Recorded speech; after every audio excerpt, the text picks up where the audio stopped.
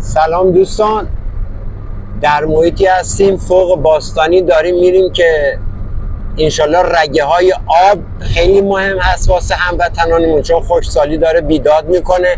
این رشته کوه هم که میبینید سراسر پر است از دالون های بزرگ، گوردخمه ها، غارهای بزرگ که الان نشونتون میدیم دوستان عزیز. ولی هدف ما امروز کشف آب، اونم واسه هموطنایی که در سراسر ایران درگیر بی‌آبی شدید هستن.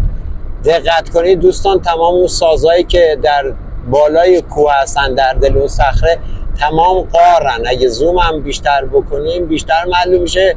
فقط با تنابای کوهنوردی که یه روز باید اونجا یه پارت ویژه براتون بگیریم دوستان من. همینطوری که داریم نزدیک میشیم منطقه سرحد هستش، ولی با این که اینجا منطقه سردسیر هستش عزیزان، کم آبی بیداد میکنه. امروز فقط میخوام یه پارت بسیار بسیار ویژه از نوع کشف آب براتون بزنیم که در ایران بی‌نظیره. حتی اصلا شاید برای اولین بار باشه یکی بخواد موضوع آب در این حد توضیح بده. دوستان عزیز بازم مشاهده میکنید خودم این رشته کوه با این همه قارا و ارتفاعش خیلی بلنده، رشته کوه زاگرس، و اینجا هم همینطور، و سازهای بسیار سنگی در ارتفاع که خیلی با امکانات ویژه کوهنوردی ما باید بیایم اونجاها را انشالله براتون اوکی کنیم. حتما ما باید این باغا را انشالله نجات بدیم. همینطور که میبینید باغ از دور پیداست، 11,000 درخت. بالاخره گفتنش راحته، شوخی نیست. آب 11,000 درخت اینجا کم شده که ما داریم با امکانات میریم اونجا که رگه های آب این 11,000 درخت رو اوکی کنیم و فوق حرفه‌ای با شما در میون بذاریم. دوستان با ما باشید در ادامه ویدئو. دوستان عزیز وارد باغا شدیم، باقی با این همه میوه درجه یک، ولی متاسفانه با بحران آب این باغا مواجهن. حجمشون بیشتره، یعنی شاید 20,000 بالا باشه، ولی الان یک 11,000 تاییش جدا هست که ما باید این 11,000 باغا دقیق منبع اصلی آب زیرزمینیش رو تعیین کنیم و به شما عزیزان ارائه بدیم. با ما باشید دوستان.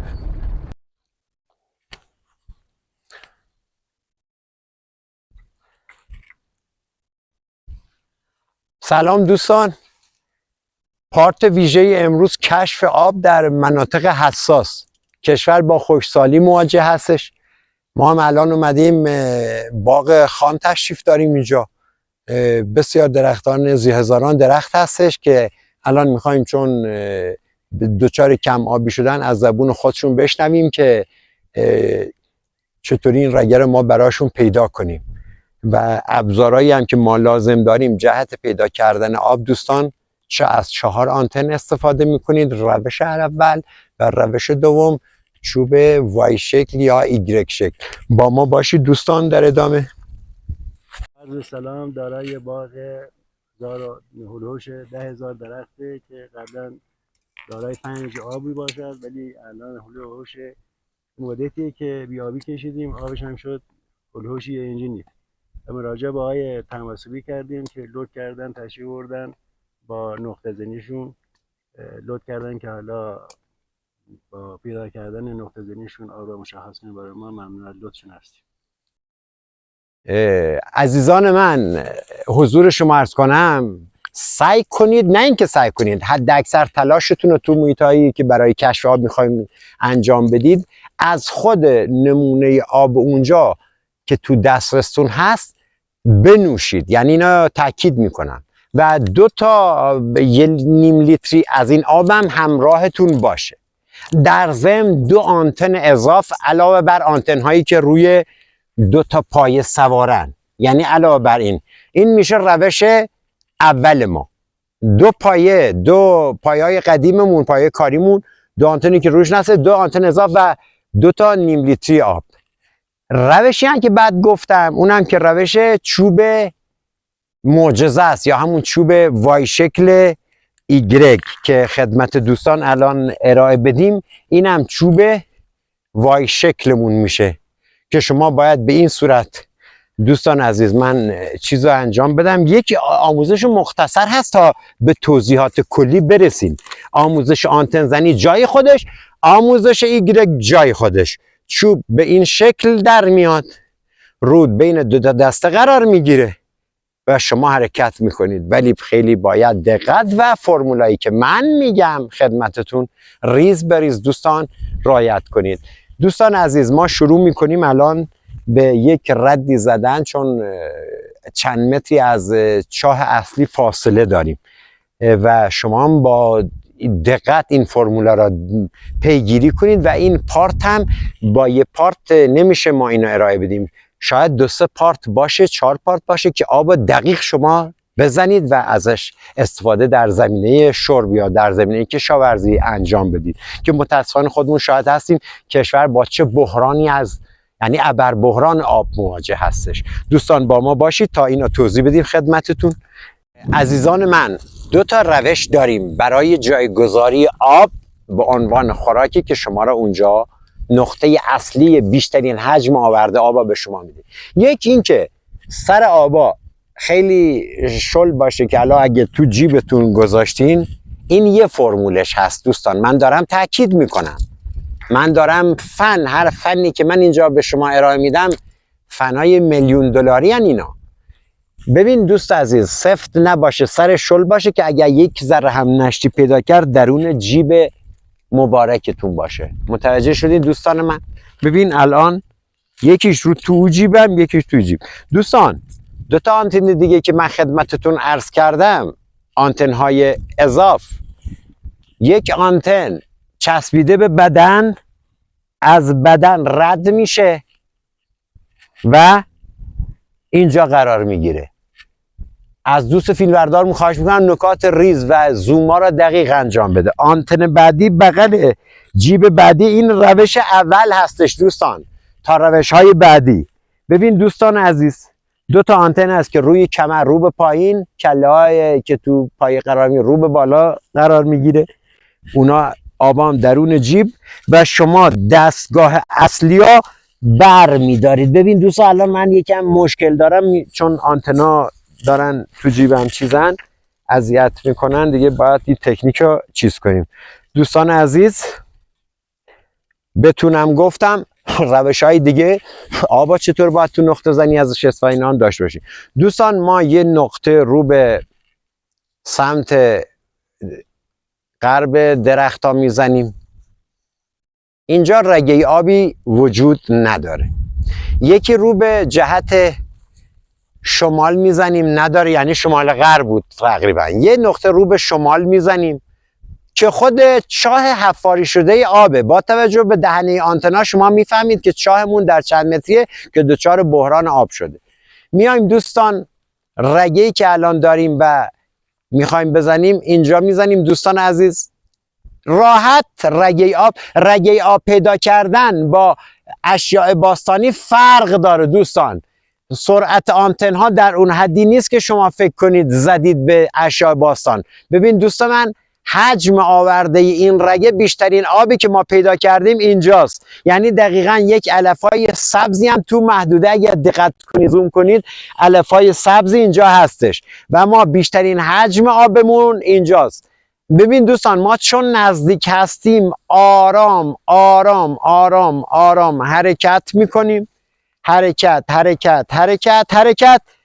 قفل اول شروع آبمونه، یعنی شروع رگه‌ای که پهنه. این رگه به صورت رگه پهن خطی داره از اینجا رد میشه دوستان. اینجا بیشترین آورده آبمونه، اینجا هم از آبمون رد شدیم. بیشترین آورده آب ما تو یک شیار تقریبا نیم متری یا 60 سانتی داره عبور میکنه، ولی حجم بیشتر آب ما دوستان کجاست؟ حجم بیشترین آب ما اینجا میشه، یعنی سمت نشانه گذاری که کنیم تو این نیم متر بیشترین حجم ما، چون آنتنا دارن کنش میدن که برگردن، ولی طی این چند سانتی که اینجا هستیم دوستان قدرت آنتنا یکی است، میایم اینجا میخوان برگردن. بیشترین حجم آبی که ما الان داریم با چاه اصلی فاصله داریم اینجاست و الان اقدام به یک عمق زنی میکنیم. دوستان ما هنوز توضیحات کامل و حرفه‌ای ندادیم عزیزان، شما دقت کنید.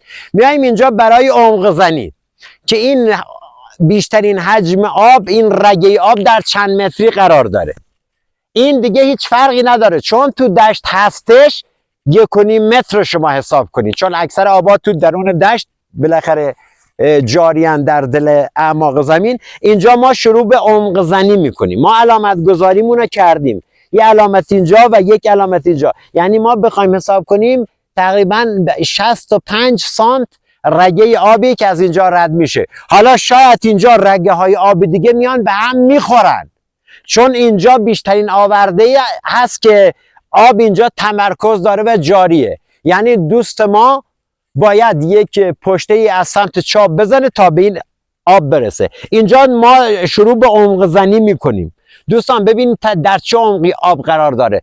دورا رو بشمارید و بعد جمعشون کنید. به ازای هر دور 1.5 متر. شما به شمردن دورهای دست من که از دوست فیلمبرداران خواهش می‌کنم دقیقاً زوم کنن، چه روی آنتن دست راستم پایین که ارته و بالا که عمق ما بتونیم تو چه عمقی آبو در چیز کنیم، استخراج کنیم. ببین دوستان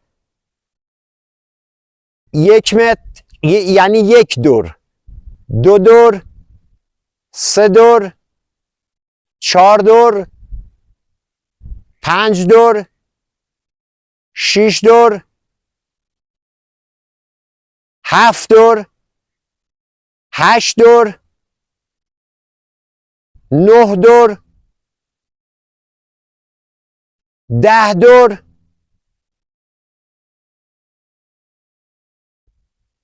11 دور اینجا به ما داده. دقیق 11 دور میشه چقدر دوستان عزیزان من؟ محاسبه که دوستان بکنن 11.5 ضرب در خب میشه 11 متر و 6 متر هم اونجا داریم، 5 متر و نیم، بین 16.5 تا 17 متر این رگه آب اینجا آب داره که دوستان الان دارن نیرو پیاده میکنن برای زدن.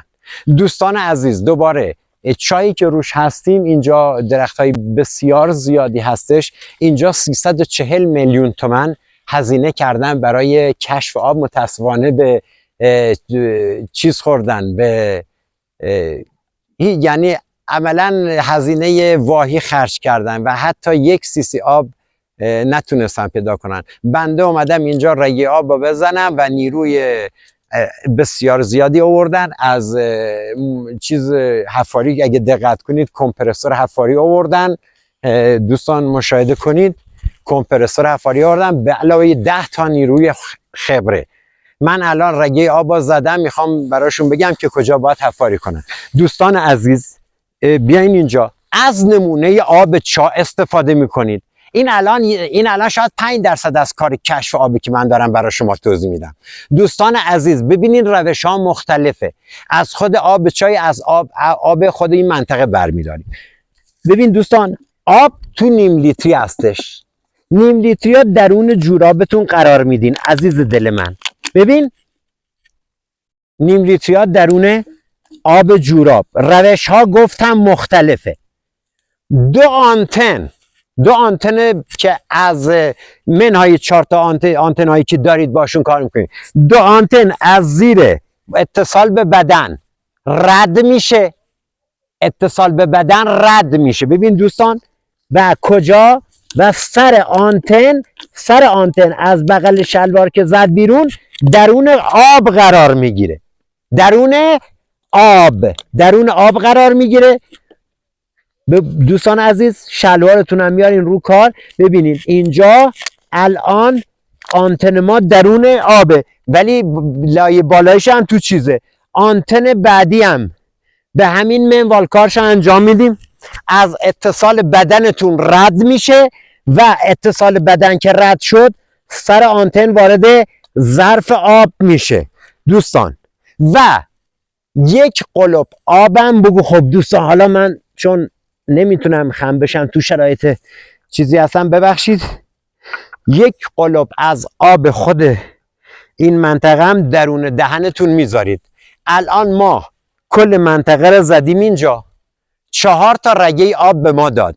یک رگه آب همین سمتی که آی فیلم بردار وایساده، رگه آب بعدی ببین دوستان 340 میلیون هزینه شده و هزینه واهی. خدمت شما عرض کنم دقتم کرده باشید، آنتن ها باید درون خود ظرف قرار بگیرن دوستان، اینا دقت کنید، یعنی این خیلی کلیدی هستش. حتی اگر شد با یک مهار چیزی هم اینا رو بستین، ببین الان آب خود آنتن قوطه‌ور در این نیم لیتری، اینم به همین منوال. ببین دوست من قوطه‌ور بودنشون هم، من الان قاعدتا باید اینا رو جورابا رو بکشی روی شلوار رو بکشی روی کارت، متوجه هستی عزیز من؟ ولی ما اینجا بس آموزش هستش عزیز دل من، اینجا رو دقت کن عزیز دل من. من الان هر دو تا آنتن اگه دقت کنی، یه آنتن قوطه‌ور درون این بطری نیم لیتری خود آب منطقه، یک آنتن هم درون این. حالا شلوارتون رو میکشید رو کار که مزاحمتون نباشه. از دوستان خواهش میکنم دستگاه رو چیز کنم، من برش دارم.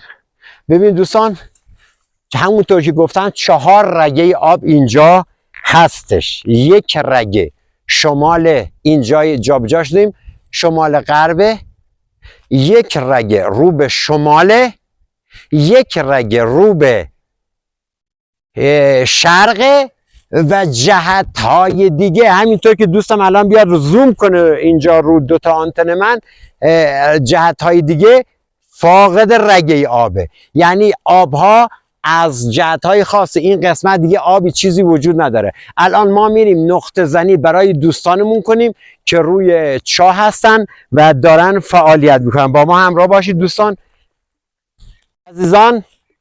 توجه کرده باشی آنتنا باید اتصال به بدنت باشه از رو خود مایچه های پات، سر 2 تا آنتن تو 2 تا نیم لیتری. الان جایی که به ما آب داده ببین دوستان شدتش کجاست؟ اینجاست. این آب تو چند متریه رگه آب این تو اینا باید یه پشته دارن میزنن، من آمار بهشون دادم که یک پشته 10 متری بزنن اینجا به آب میخورن. عمق مورد نظر اینجا با اونجا متفاوته. ببین دوستان یک عرضی خدمتتون کنم، حتما اینجا بس آموزشه، از راه بینی نفس بکشید، یک قلپ از آب باید تو دهنتون باشه. ما اینجا رو زدیم. ببین دوستان اینجا الان عمق گیری میکنیم، من دارم صحبت میکنم در صورتی که من الان دیگه پاهام آنتنا توش قوطه‌وره و حرفه‌ای هستی نیازی نیست، ولی برای شما باید یه قلپ آب تو دهنتون باشه برای عمق گیری. ببین تعداد دورا رو بشمارید دوستان، این یه دور خودتون بشمارید، 3 4 5 6 7 8 9 10 11 12 13 14 15 16 17 18 19 20 21 22 و تقریبا 22 و نیم 22 و نیم که ما ضبط داره 20 متر و 20 هم نیمه تقریبا میشه تو عمق 31 متری. در 31 متری اینجا رگه آب هست. الان میریم داخل که دوستان در حال حفاری هستن، با ما باشید تا در جریان قرار بگیرید. و همچنین روش های مختلف آبا گفتم، الان ما 4 نقطه آب اینجا به ما داد، ولی سنگین ترین نقطه آب اینجاست دوست من، اینا رو مد نظر قرار بدید. اینجا سنگین ترین نقطه مونه چون ابعادش بیشتره، یعنی جایی که قفل میکنه تا انتها مشخص رگه بزرگی هستش. به چه دلیل؟ اینجا را اگه دقت کنین رگه از کوههای روبرومون از همین سراشیبی رو به پایینه. رگه آب از بغل این درخت سومی قابل ردیابی است تا اینجا که دیگه قابل دسترسی و هزینه کم. اگر این دستگاه نباشه شاید یه دوستی بخواد از اینجا بره تا اونجا پشته بزنه یا تونل بزنه، چقدر سرسام آوره. ولی ما آوردیم در کمترین حجم جمعش کردیم. الان ما اینجا که داریم دستگاه میزنیم به این دلیلی که میگم این رگه آب رگه بزرگی هستش. ببین دوستان، قفل اولمون اینجاست، قفل کامل اینجاست و میایم جلو، اینجا رد میکنه. ما با یک آب زیرزمینی تو عمق 32 متری مواجهیم که در یک شیار 70 سانتی داره عبور میکنه. پس به این دلیل ما دست به این حفاری زدیم و جلوی 340 میلیون هزینه که اینجا شده ما گرفتیم. اینجا نزدیکترین نقطه است، در صورتی که یه نقطه آب بغل داریم، 4 نقطه آب اینجا ما داریم، ولی سنگین ترین نقطهش خوشبختانه نزدیکترین جاییه که موتورخونه واقع شده و اینجاست که هزینه ها میاد پایین. اگر یه دوستی بخواد، اگه یواش ما فیلم بگیریم از اینجا آروم ببین درخت اول، درخت دوم، درخت سوم. اگه کسی بخواد مثلا یک تونل تا درخت سوم بزنه، ببین با چه هزینه سرسام آوری روبرو میشه.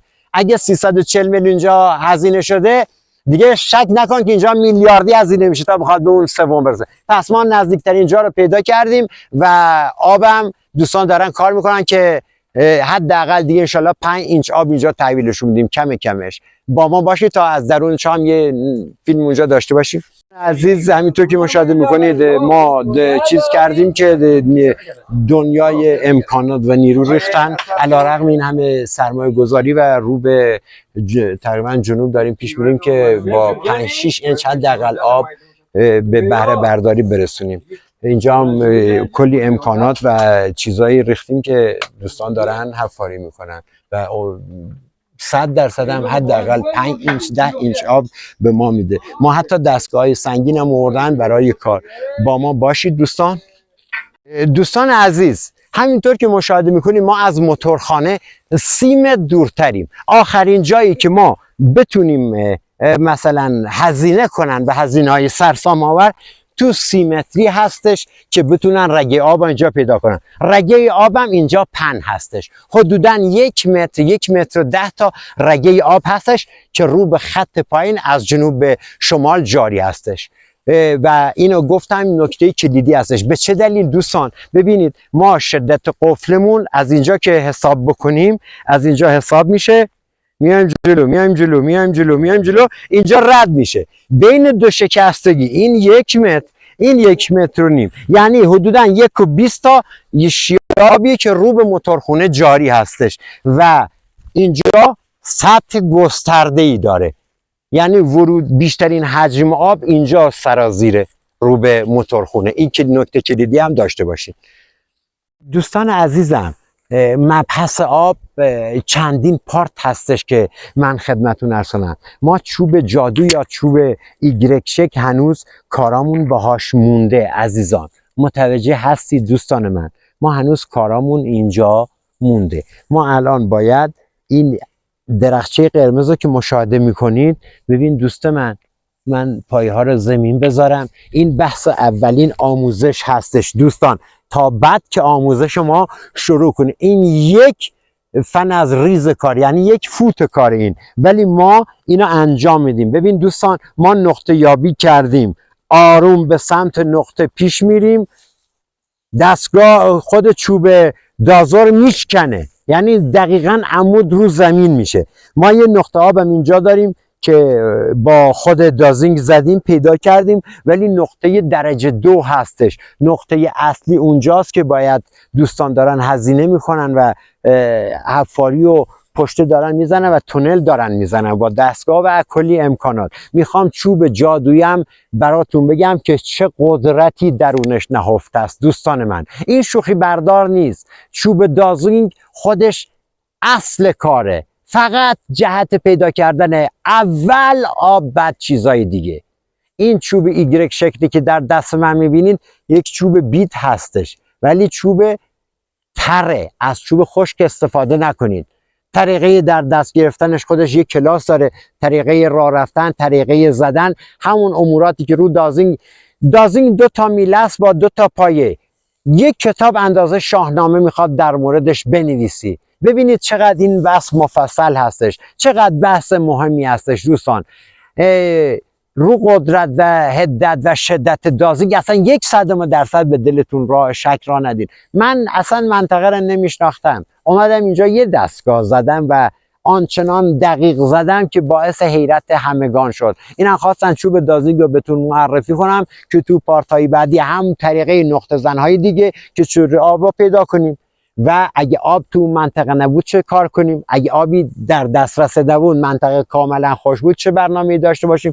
اصولات کامل کار ما داریم، ریز به ریز نکات رو خدمتتون عرض میکنیم. دوستان با ما همراه باشید.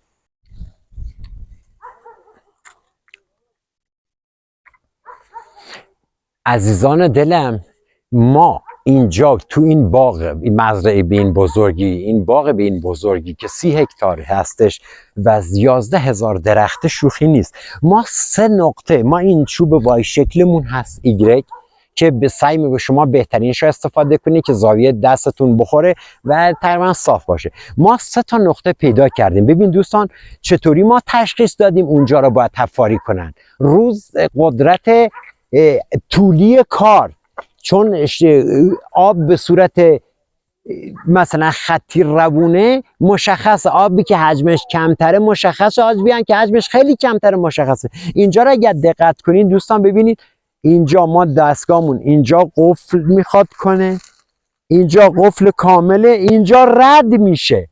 یعنی چی؟ یعنی یک رگه باریک آب اینجا ما داریم.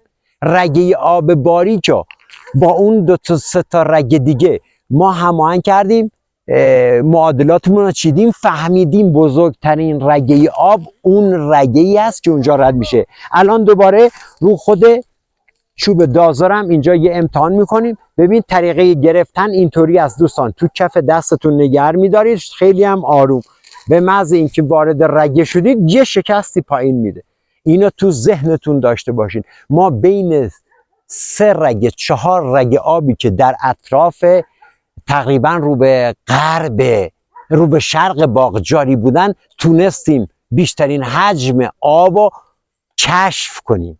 دوستان توضیحات آب بازم گفتم مونده، این خیال نکنید، این یه پارت بسیار پارت آموزنده‌ای بوده، ولی دوستان سعی کنید ریز کار و جزئیات ها دقت کنید، چون من چندین پارت آب دارم میذارم که بی نهایت واسه مردم و هموطنان عزیزمون که باز بی آبی در مضیقن واقعا خوشسالی دیگه بیداد کرده دارن انجام، یه کمک شایانی بشه به مردم برای اینکه یه باقی جایی آباد بشه، جایی نجات پیدا کنه، برای ما خیلی مهمه. دوستان مانا و پایدار باشید. دوستان راهان گلم در معیت جناب آقای اسدپور هستیم که صاحب باغ 11,000 درختی و 30 هکتار درخت هستن که ایشون علیرغم این هزینه‌های سرسام‌آوری که از طریق ادارات مختلف، ارگان‌های مختلف انجام دادن و تیم مهندسی آوردن، اومدیم خدمتشون بدون هیچ گونه آشنایی با این محیط باغ. ما دقیقاً متراژی که با اون هزینه‌های سرسام‌آور